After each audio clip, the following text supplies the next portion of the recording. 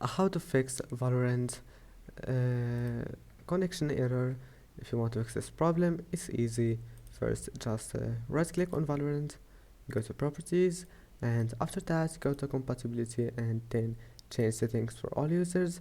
Now make sure to turn on all those options here. This one, run this program as an administrator, full screen and compatibility mode for Windows 8.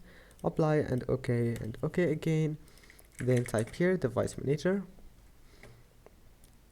Now make sure to update display adapters and right click and update, and also network adapters and processor adapter and processors, and then just type here services, and now scroll down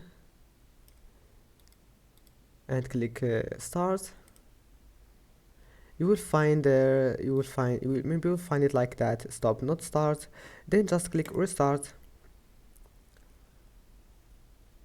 and that's it. Now restart your PC and you will find that your problem is fixed, and see you in the next video.